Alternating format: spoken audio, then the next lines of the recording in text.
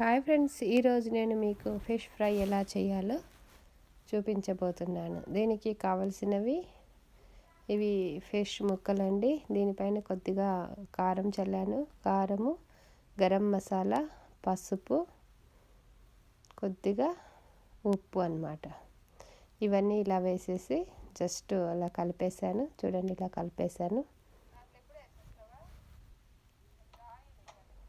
So ఒక pan తీసుకున్నాను. ఆ ప్యాన్లో కొద్దిగా ఆయిల్ వేసాను.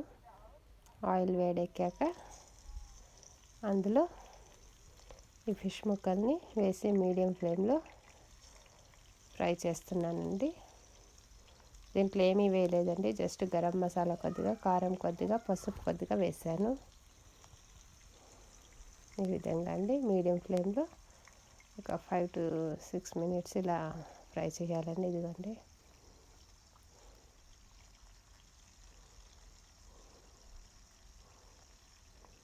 చాలా తొందరగా కాలిపోతాయండి ఫిష్.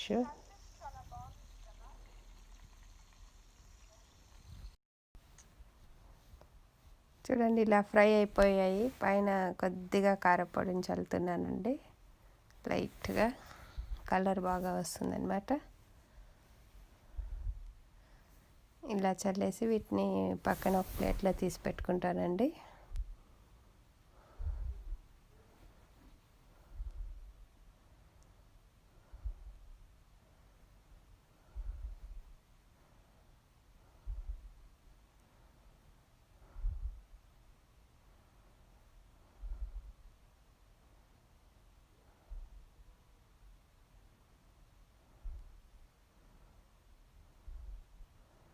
ఇప్పుడు మిగిలి ఉన్న వాటిని కూడా దాంట్లో వేసేస్తున్నానండి, సేమ్ ఆయిల్లో.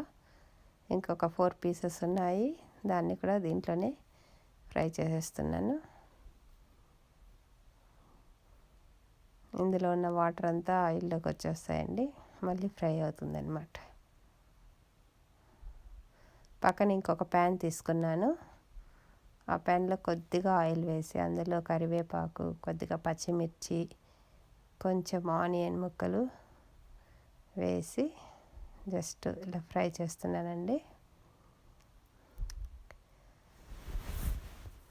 ఇది ఊరికే దీన్ని యాడ్ చేయడం వల్ల ఇంకా బాగుంటుందండి. ఫిష్ కాస్త చప్పగా ఉన్నా కూడా ఇవి లాస్ట్లో పైన పెట్టడం వల్ల కొంచెం స్పైసీగా, టేస్టీగా ఉంటుందన్నమాట. సో ఇక్కడ ఫస్ట్ పెట్టుకున్న 4 pieces కూడా ఇందులో పక్కన పెట్టేశానండి.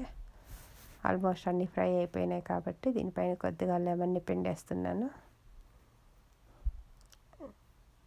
ఇలా ఫ్రై అయిపోయిందండి. సిమ్లో పెట్టాను, ఇంకా అయిపోయినట్టే కర్రీ. 2 lemon పీసెస్ని అందులో వేసేసి ఇప్పుడు పక్కన ఫ్రై చేసినటువంటి ఆనియన్, పచ్చిమిర్చిని కూడా దీనిపైన వేసేస్తున్నాను. ఇది చాలా బాగుంటుందండి, చాలా ఈజీగా డైజెషన్ అవుతుంది, చేయడం కూడా చాలా ఈజీ అన్నమాట. ఇది పక్కన రసమన్నం చేసుకున్నప్పుడు దీన్ని పక్కన పెట్టుకొని తింటే చాలా చాలా బాగుంటుంది.